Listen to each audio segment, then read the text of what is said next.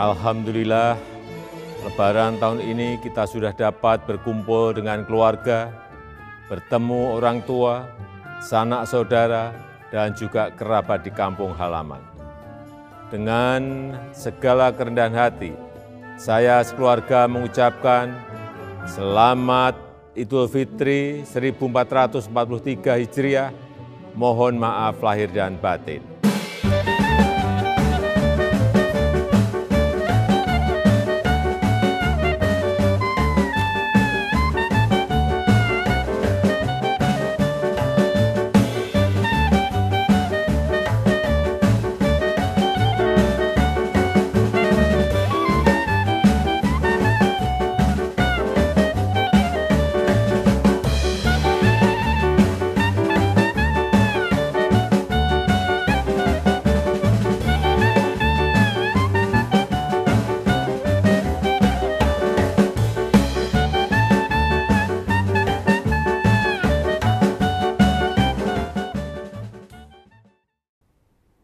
Selamat malam, Anda menyaksikan Forum Christian. Saya mengucapkan selamat Hari Idul Fitri bagi Anda yang merayakan. Mungkin Anda menonton kami dulu mungkin masih di perantauan, sekarang sudah di rumah. Ini menjadi tahun pertama setelah kita 2 tahun pandemi, harus sabar, tidak mudik. Sekarang pemerintah mengizinkan untuk mudik. Bahkan mungkin beberapa dari Anda sudah bisa liburan lebih cepat, bisa pulang kampung lebih cepat.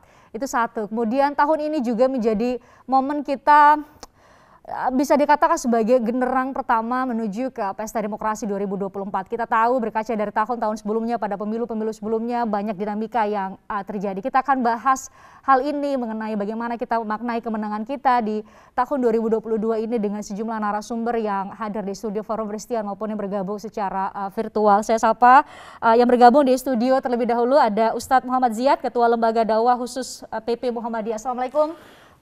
Waalaikumsalam warahmatullahi wabarakatuh. Terima kasih sudah berkenan hadir di studio karena sejumlah narasumber bergabung secara virtual. Saya sapa, Assalamualaikum Mbak Alisa Wahid, Ketua Tanfiziyah PBNU. Waalaikumsalam warahmatullahi wabarakatuh. Nah, sudah tampak di layar semua. Ada Pak Jaya Suprana, budayawan nih. Selamat malam, Pak Jaya. Selamat malam. Ada kemudian ini salah satu kepala daerah bagi milenial, gak bangga sekali bisa lihat Mas Emil Dardak, Wakil Gubernur Jawa Timur. Mas Emil, selamat malam. Selamat malam. Assalamualaikum warahmatullahi wabarakatuh. Waalaikumsalam warahmatullahi wabarakatuh. Ada juga Pak Imam Prasojo, sosiolog. Selamat malam Pak Imam.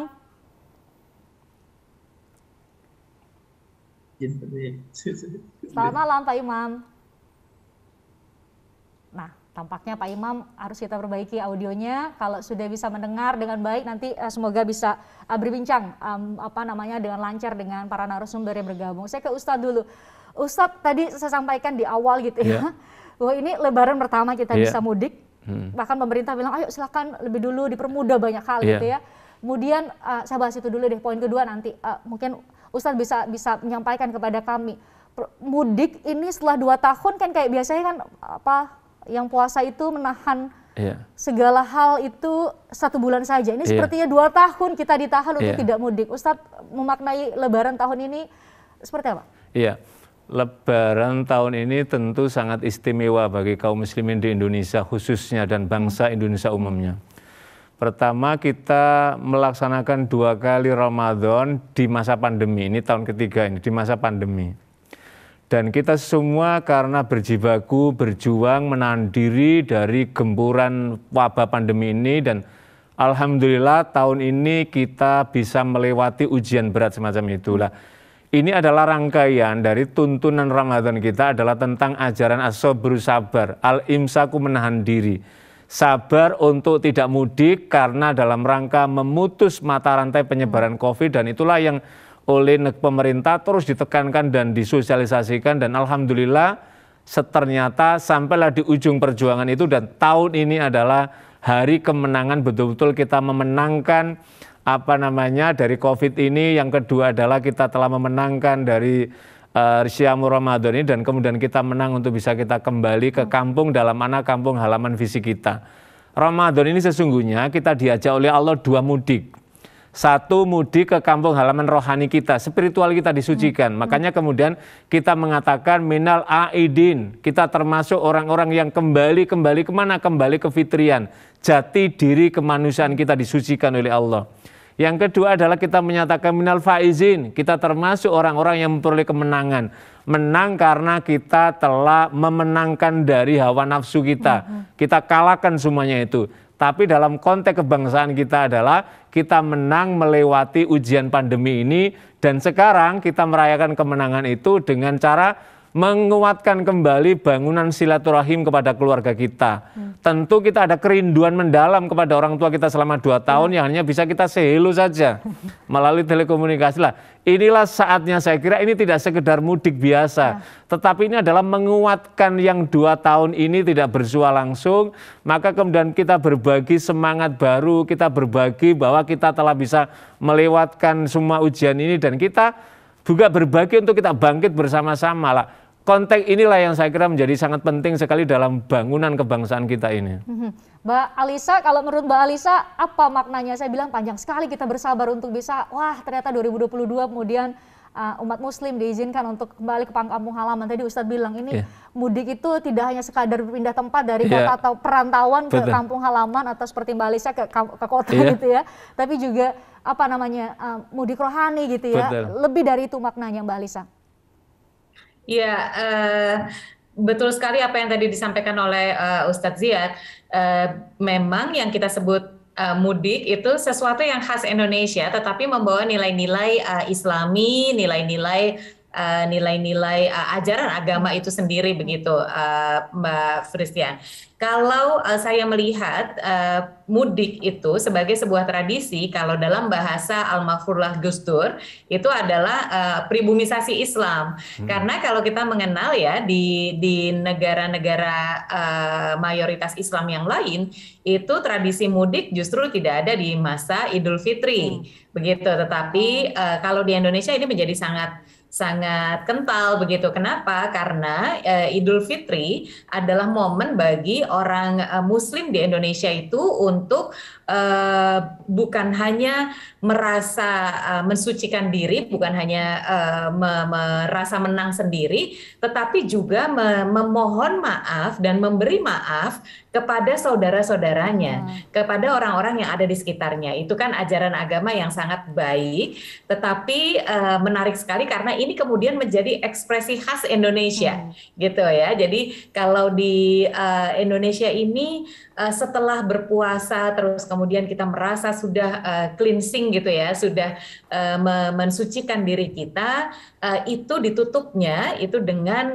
betul-betul membangun silaturahmi, meminta maaf dan juga memberikan maaf, membangun hubungan-hubungan kembali, memperkenalkan anak cucu kepada eyang-eyang dan datuk-datuknya, bepergian, bertemu dengan saudara-saudara, itu semua adalah esensi dari mudik di Indonesia, gitu. Jadi ini yang kita kemudian menyebutnya sebagai bagaimana ajaran Islam itu mengekspresikan dirinya di dalam tradisi yang berbeda-beda, dan di Indonesia itu tradisinya adalah mudik, gitu Mbak Fristian.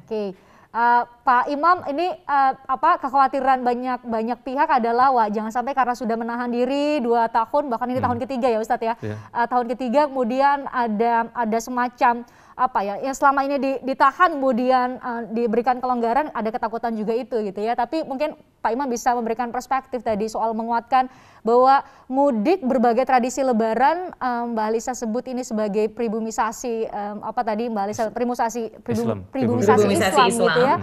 Mungkin Pak Imam bisa cerita gitu ya, perspektif Pak Imam sendiri melihat bagaimana masyarakat kita dari tahun ke tahun mungkin kangen betul ya macet-macetan di jalan, macet-macetan di tol gitu, atau lebih dari itu maknanya. Ya, apa kedengaran Mbak? Ya, saya terdengar dengan baik Pak Imam. Oke, jadi masyarakat kita ya, kalau kita bandingkan katakanlah dengan Amerika ya, negara-negara atau Eropa, Indonesia ini masyarakatnya itu basisnya adalah komunal. Kita punya daerah di mana kita itu berasal, ya, ada tempat nenek moyang kita, dan bahkan banyak dari kita yang tinggal di kota itu kecilnya itu ada di desa. Dan community itu yang menjadi khas itu adalah kita punya kerabat di situ, punya teman waktu dulu sama-sama bermain waktu kecil, main bola, mandi di sungai bersama, itu ada attachment, ada keterkaitan. Tidak hanya dengan sesama teman ya, tetapi juga dengan alam sekitarnya. Nah, pada saat kita itu kemudian berpindah, apakah itu karena sekolah atau karena berpindah karena pekerjaan, maka kerinduan ya untuk bertemu kembali dengan teman-teman yang kebetulan pada saat Lebaran juga mempunyai kerinduan yang sama untuk pulang. Sekaligus juga tadi Mbak Alisa menyebut bahwa banyak juga orang yang masih punya kerabat di situ ya, bahkan orang tua, sehingga magnet community, magnet desa yang tempat dulu kita sama-sama dibesarkan ya, itu menjadi luar biasa kuat.